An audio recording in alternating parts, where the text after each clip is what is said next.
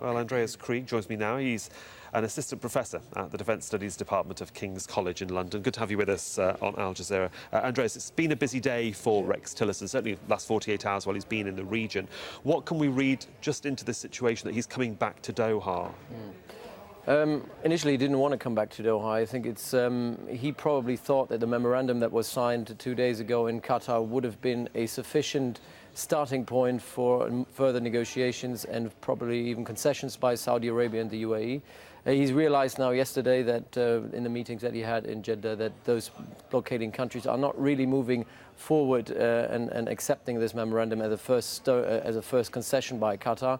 They realize that they need a lot more, also because they obviously need to save face here in this crisis. And I think Tillerson will come back to Qatar now and see if there is anything further that can be done and negotiated with the Qatari Emir. Just a preamble is that the signing of this security agreement on terror financing was something that was in the offing for quite some time. It wasn't just recently. In terms of the valuable opportunity that Mr. Tillerson has had to come into the region and speak to all of the stakeholders face to face and for the first time on their home ground. Yes.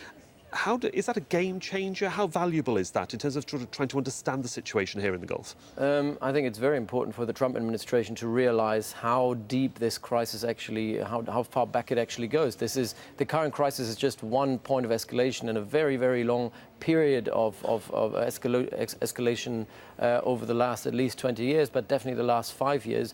I think he will come back quite pessimistic, realizing that even if we come back to a sort of agreement whereby the sanctions will be lifted, I think the crisis itself runs very deep in the genes of the Gulf, and I think that the realization that even if that gets resolved in the midterm, long term, we might have to prepare for another such crisis unless we really get to the bottom of it, and that is very difficult because it's a clash of narratives where both sides stand on different sides of the divide. You just alluded to it a few moments ago when you talked about the fact that this is a face-saving operation, because certainly in the last week or so we haven't seen any more escalation from the group of four against Qatar, and they haven't moved on any other issues. So is this really a face-saving scenario now? And also you have two very disparate publics, or should I say 4 on one and 1 on the other, who've got to perhaps see that their government has won this argument. Yeah.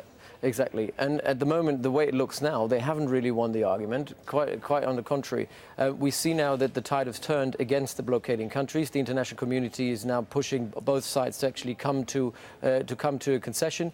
Both sides have to agree now that concessions are necessary. So the U.S. government, the EU, as well as the media, have now turned against the blockading countries. If we see what has come out in the media, quite critically on the blockading country, quite positive in terms of saying the concessions that Qatar has made, Qatar has been quite reasonable in what they've achieved.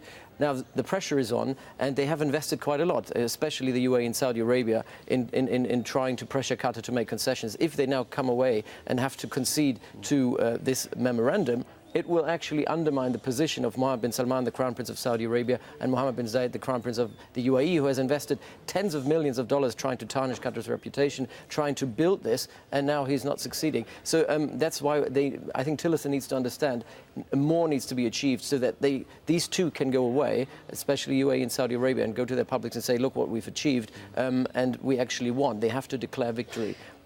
How does that then all fit in with the comments by Bob Corker in the US regarding Saudi Arabia? I mean, just very briefly. Yeah, I think that actually that was quite something to swallow for Saudi Arabia, because they actually thought they had the Trump administration, especially the Republicans on their side, the America on their side. That's why they actually escalated so quickly, and now they realize that they actually don't. And the Trump administration has actually stepped back from the earlier comments, and I think that is quite something to swallow for the UAE and Saudi Arabia. And they will have to see how they can deal with it. Well, for the moment there, we will leave it. Andreas Krieg, thanks very much. Of course, we'll continue to analyse this throughout the day. Thank you.